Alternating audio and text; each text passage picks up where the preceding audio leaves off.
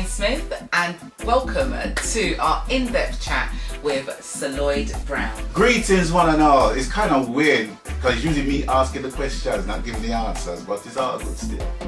But same as the everything, the producer, the singer, chief bottle washer. We got so many questions to ask this very, very talented man who's 23 albums deep. Today we're going to go in and we're going to go deep, mainly focusing on his current project, which is Brown and Bubblers. I got the album this morning and I've got to say that I've been hooked on one track, so I'm going to leave that one till the last. But before we go any further, we all know who you are, Sir Lloyd Brown. All right, we know who you are. But Bubblers, who and what is Bubblers? Right, Bubblers is one individual.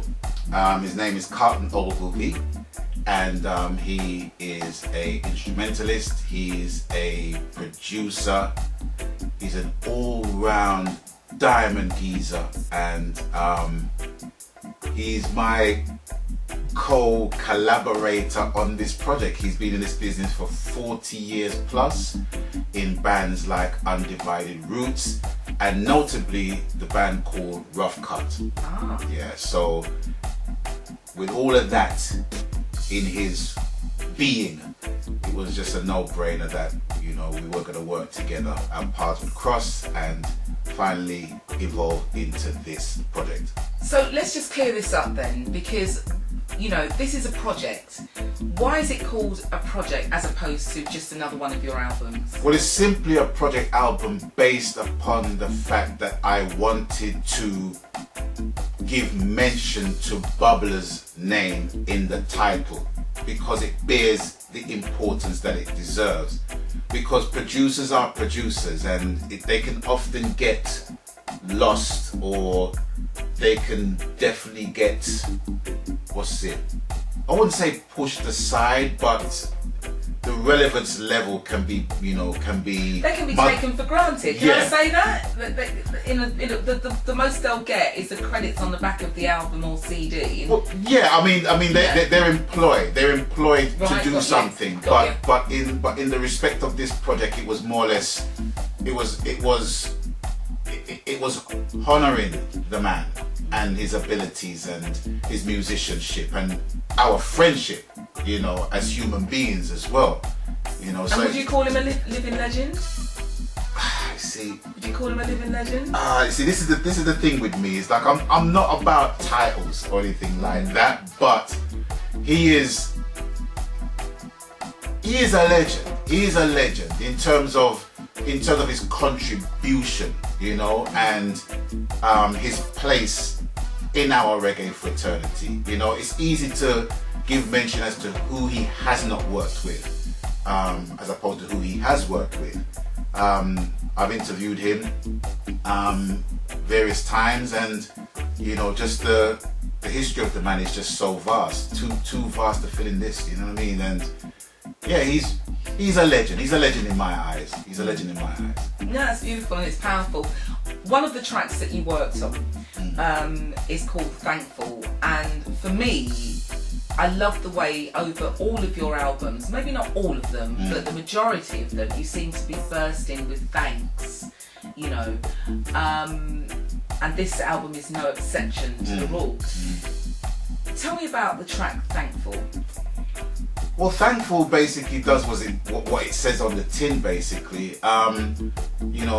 As a rule, I listen to the rhythm tracks that I receive from Bubblers, and I must say at this point, it's not just totally just him build a rhythm, me get the rhythm, me listen to the rhythm, me write a thing to the rhythm. It's been more organic than that. You know what I mean? It's been organic, it's been formulaic as well. But in this aspect, it was formulaic, where he gave me a rhythm track and I listened to the track, and the key it was in. It's a very warm key. It's a very glowing key. And with Dean Fraser, who plays saxophone on the track as well, it's like, that brother can make that saxophone talk, you know what I mean? And it just had an upful vibe, you know. As soon as I hear the I thought, hold on a second, I mean this rhythm is far. I thought it was from Berries or something like that, you know what I mean? But you know, that's the vibe that I got from it. And it was not just to be thankful to the Most High, although it's the ultimate thanks we're giving, but it's just to be thankful of the people that have shaped my life to what it is now.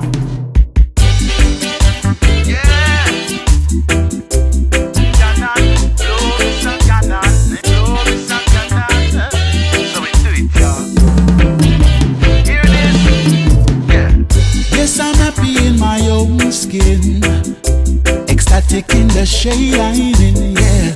Got no cause for complaining, giving thanks for all my blessings. I'm in love with life and with you, girl, in spite of my trials and my crosses. Yes, I'm thankful to the Most High Jah that I reached this far to live. Blessed in your glory, blessed in your glory, blessed in your glory, with my full appreciation to you. You've just touched on the way that you work with Bubblers. I take it that he's in the title of the album. Yeah. So he's not just a musician on the album. Tell me about the working relationship, the progress. How much input did he have in shaping this album?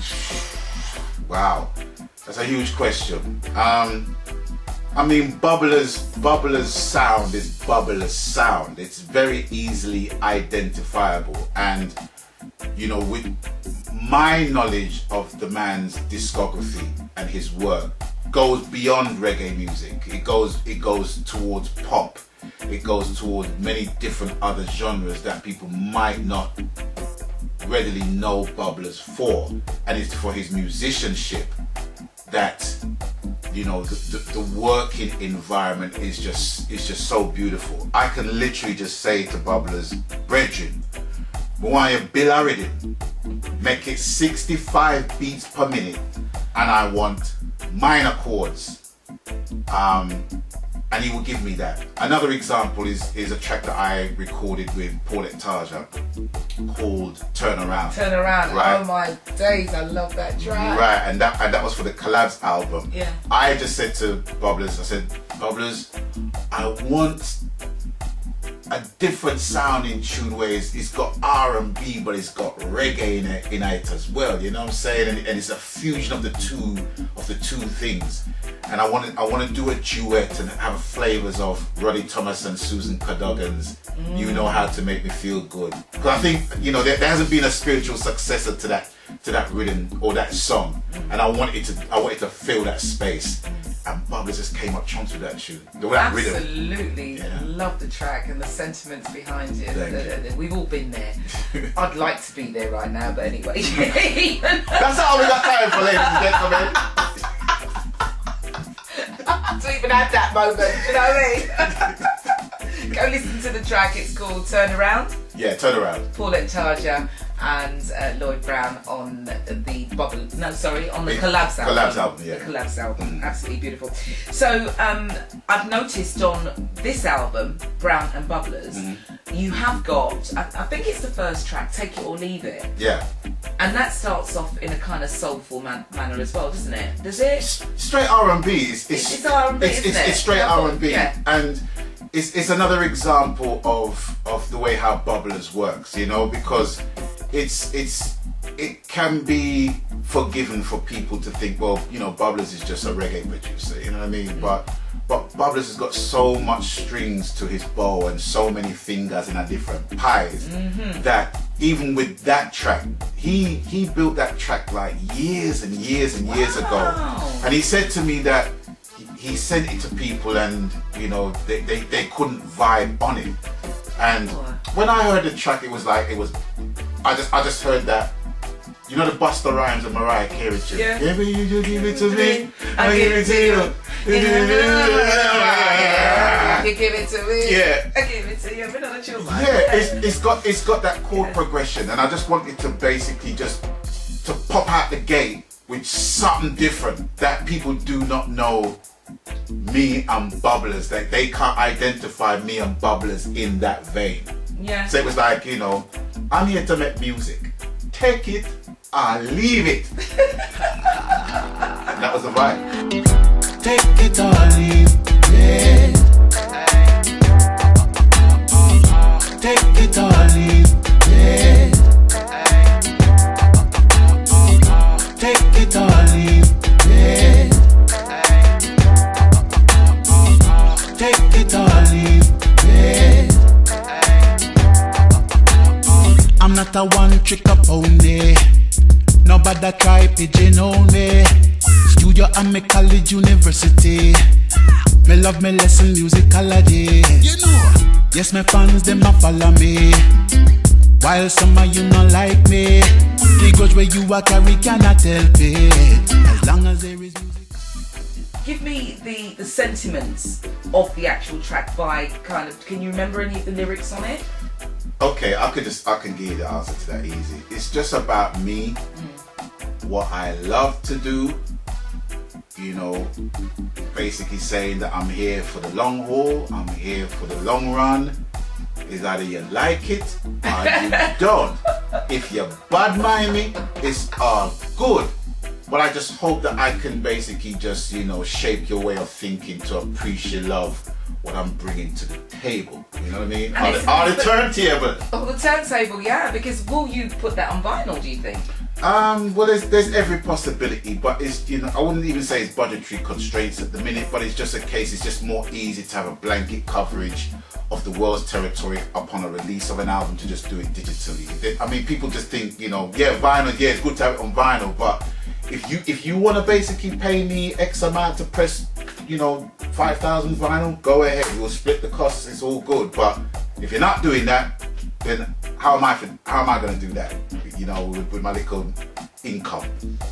You know, the thing is, you say that tongue-in-cheek, but I do have to give you a round of applause, and wherever you are, please give Sir Lloyd Brown a round of applause, because he is 23 albums deep.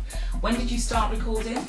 I started recording from 1988, but they were like singles. I recorded my first my first recording ever was in 1982, and my recordings in 1982 was with a group called Sweet Distortion. That was my first group it was my only group, and my first solo recording was with Unity Sounds.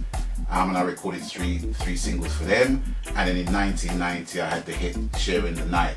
So those were my solo recordings, but they didn't take the form of an album.